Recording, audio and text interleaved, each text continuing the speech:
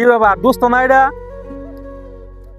আরে দোস্ত আজকে একা একা না বয়ে বয়ে কি খাওয়ার কি কি বগর বগর করো আমি বুঝলাম না। মনটা- ফোনও দিলা না, কারণ কি? মনটা দোস্ত খুব খারাপ। ইয়া দোস্ত কি হয়েছে দোস্ত? এত পরিমাণে মন খারাপ আসলে, মনে জায়গা দিতে পারতাছি না, কি বলবো। তাই ধান খেতে চলে আসছি। মানে মনের দুঃখ, কথা আছে না, মানুষ বলে না, মুরব্বীরা বলতো না যে মনের দুঃখ নিয়ে বনে ঘুরো, আসলে ওটাই ঠিক। এখন চিন্তা করতেছি বিষয়টা এরকম যে মানুষ যে কেন বিয়ে শাদী করে, মানুষ যে কেন বিয়ে শাদী করে, আমি তো মানে আমার মাথায় নষ্ট।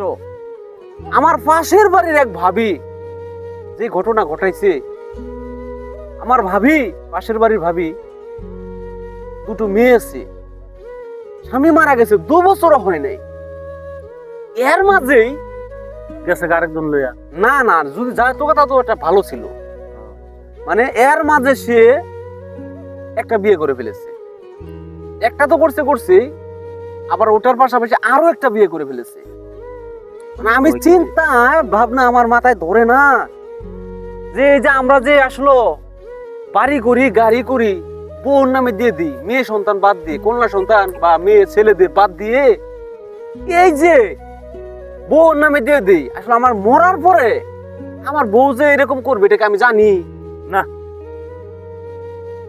এই যে এইগুলো কাজ করতেছে, সমাজের মানুষ কি বলবে, এলাকার মানুষ কি বলবে, আমাদের গার্জিয়ানরা কি বলবে, চিন্তা করতেছি। একবার মান সম্মান শেষ। সেটা নিয়ে চিন্তা করতেছি। আমি বিয়ে শাদী করবো না। তুমি কি বলো?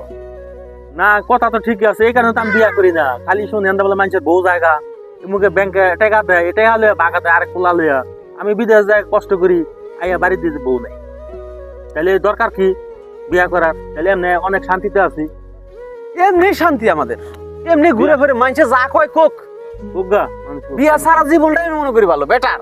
এটাই ভালো, কোনো চিন্তা নাই, ভাবনা নাই, কোনো কিছুই নাই।